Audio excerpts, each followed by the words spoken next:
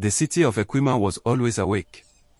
Its streets throbbed with yellow buses honking in anger, hawkers crying out prices of roasted corn and sachet water, and preachers with megaphones promising salvation louder than the noise of traffic. Neon signs flickered above crumbling buildings, and the air smelled of fried plantain, exhaust fumes, and restless ambition. To live in Ekwema was to fight. Some fought with money, some with fists, and others with prayers. But in the midst of its concrete towers and dark alleyways, there were whispers that the city itself fought back. Old women would mutter, "This city eats people. If you are not careful, you will feed it with your life."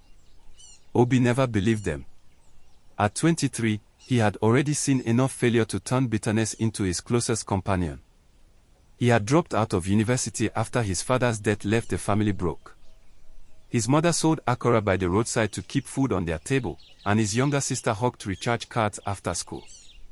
Obi, once a promising student, was now just another face in the city's endless crowd, searching for something more. But envy burned in his chest like fire. Every day he watched sleek cars glide past him, their tinted windows hiding the faces of politicians and businessmen who seemed untouchable. He saw Instagram influencers in cafes, eating meals that cost more than his mother earned in a week. And at night, when the city glowed with light, Obi would stare at skyscrapers and whisper to himself, "Why not me?" That night, he was walking home late, his slippers slapping against the cracked pavement of Ajola Street. The power was out in half the neighborhood, leaving only the uneven glow of generator lights and a weak moon above. The shadows stretched long and strange, moving with every flicker of light. Obi kicked a stone, lost in thought. Then he heard it. Obi. He stopped, heart pounding. The street was empty. A stray dog sniffed a pile of garbage. He shook his head, thinking it was his imagination. But then it came again, soft and low, like a sigh carried by the wind. "Obi, you are hungry." His stomach tightened. He spun around, and that was when he noticed something odd. His shadow, cast against the wall by a weak generator bulb, did not move as he moved. It tilted its head when he stood still. It shifted when he did not. Obi's throat went dry. "Who's there?" he whispered. The shadow smiled. Or perhaps it was a trick of the light, but he swore he saw its lips curl. And then, in a voice that felt like the rustle of dry leaves, it spoke again. "We see you, Obi. We are the ones who live in the dark. Every city has us. Here in Ekwema, we are many. We bargain with those who listen." Obi stumbled back. He thought of the stories his grandmother once told him about Ndimuo, spirits who walk the night. He had laughed then. But here, in this trembling moment, his laughter was gone. You're not real," Obi muttered. The shadow tilted its head again. "You doubt? Ask for something, small one. We will answer." Obi wanted to run, but something in him, curiosity, hunger, or perhaps desperation, kept him rooted. He laughed nervously. "Okay, then. Give me food. My belly is empty." The shadow rippled across the wall like water. "Done."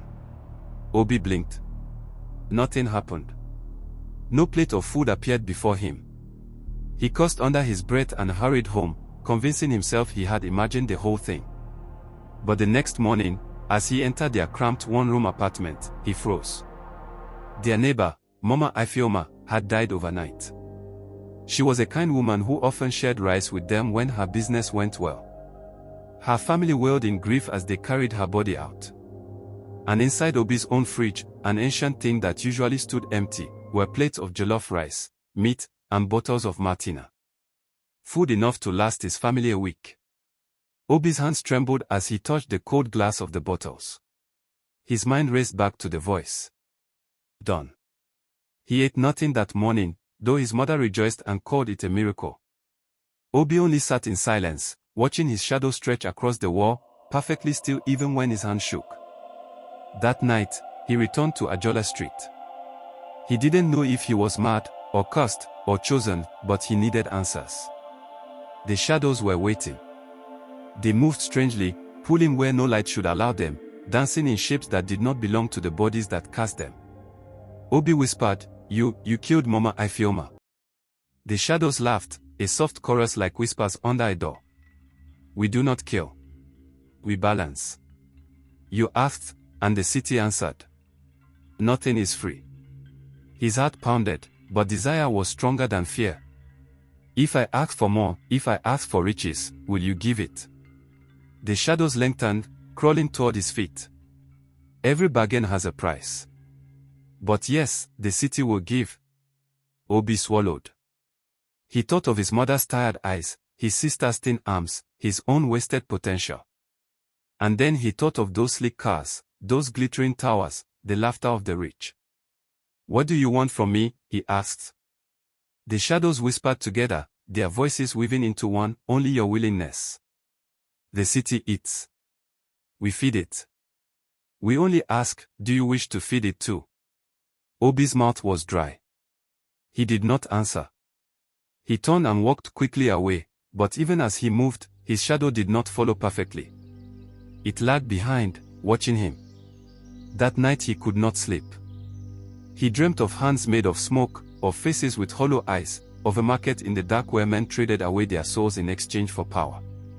When he woke, he found coins under his pillow, shiny, unfamiliar coins that were not from any currency he knew. He threw them away, but when he turned back, they were on the floor again, glinting in the dawnlight. By evening, Obi stood once more on the bridge at Ajola Street, staring at the water below. The city hummed around him, restless, alive. The shadows stretched long and deep, far longer than they should, as if night itself bent toward him. They whispered in unison, filling his ears like a tide. Shall we make a bigger bargain? Obi gripped the railing, torn between terror and temptation. And in that moment, as the city lights flickered and the river below shimmered like dark glass, Obi realized he was standing at the edge of something vast, something ancient. The city was watching him. The shadows were waiting.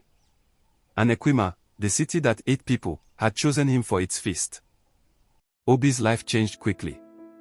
The money flowed, the clothes became finer, and soon he was sitting in bars with friends, spraying champagne like the boys he once envied. But even in his laughter, his shadow on the wall loomed larger, twisted, as if celebrating a different feast. The market's murmurs. In Ekwema's markets, traders whispered when Obi passed. He looked clean, carried money, and smiled like fortune's child. But his shadow dragged unnaturally, stretching across stores as if eavesdropping on the living. Night of the feast. Back home, his family's one-room apartment glowed with food they could never afford: jollof rice, suyo, palm wine. Neighbors gathered, calling it a miracle. Yet in the corner, Obi saw his shadow swelling, smoky and alive. The shadow's appetite. As guests laughed, Obi's eyes caught the clay bowl before him. Its contents darkened, tendrils of shadow curling from it. The others kept eating, blind to what he saw. The first disappearance. Then, a silence at the table, an empty seat where a neighbor's child had sat. Only their plate remained. On the wall, faint and horrifying, Obi saw the child's shadow still etched there. Dreams of the river. That night, Obi dreamed of Ekwema's polluted river glowing under the moon. He floated above it, but his shadow dragged deep into the water like a chained beast, struggling to break free. Ajola Street transformed. Soon, Ajola Street changed. Children played with toys, women carried rice, men drank beer, blessings bought with unseen cost. But shadows twisted on the walls, whispering shapes that no one else noticed. An old man with tribal marks stopped Obi. Elder Chike's eyes were sorrowful as he said, "The city gives nothing free."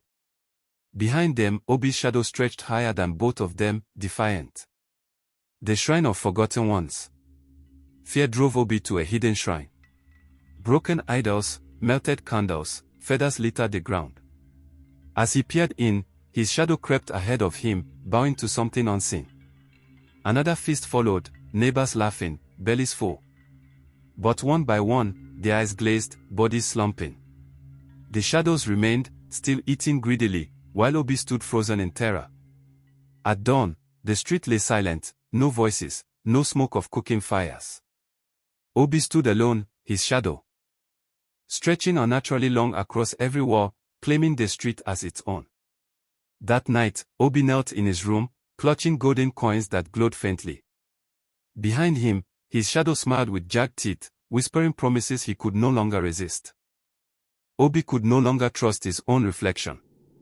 In the cracked mirror, his body looked normal, but his shadow grinned back at him, monstrous, its eyes glowing, its teeth sharp. He fled to a small candlelit church at night, kneeling before the cross, begging for help. But on the altar behind him, his shadow stretched wide, as if it were the true God demanding sacrifice. Elder Chike found him the next day, sitting beneath a withered tree. Pointing at Obi's riding shadow, the old man warned, "The city always takes back more than it gives. Yours is already breaking free." In fear, Obi returned to the shrine of broken idols and feathers. He prayed, sweating, but his shadow bowed lower than him, worshipping something far darker. That night, it came to him directly. Trembling, Obi felt his hand meet the clawed hand of his shadow, sealing a pact. The deal was no longer whispered, it was bound in blood. He dreamed of a golden feast. Plates of rich food covered the table, but each dish rotted instantly. Across from him, his shadow devoured greedily, laughing through sharp teeth. Ajola Street was a graveyard. Doors open, chairs overturned, yet no people, only shadows flickered on the walls, moving without masters. Obi stood horrified, realizing the city was now feasting openly. That night, lightning split the sky. With a scream, Obi's shadow tore itself from his body, towering like a giant of smoke and darkness. For the first time, he faced himself as the enemy. Clutching a talisman Elder Chike had given him, Obi pressed it to his chest. His shadow lunged, jaws gaping, but he held firm. The air filled with sparks as boy and shadow clashed for his soul. When dawn came, Lagos lay quiet. Obi collapsed on the street, weak but alive. His shadow was gone, yet faint black cracks spread across the walls, proved the city was scarred by his bargain. Back in his room, he sat surrounded by glowing coins. He had everything he once dreamed of, yet his face was empty. On the wall behind him, faintly, a smack curved in shadow. And so the folktale of Ekwema grew, a city where shadows bargained, where nothing was ever free. On moonlit nights, people swore they saw shadows moving alone, whispering warnings of the boy who fed the city. Like and subscribe for more amazing African folktale and true crime.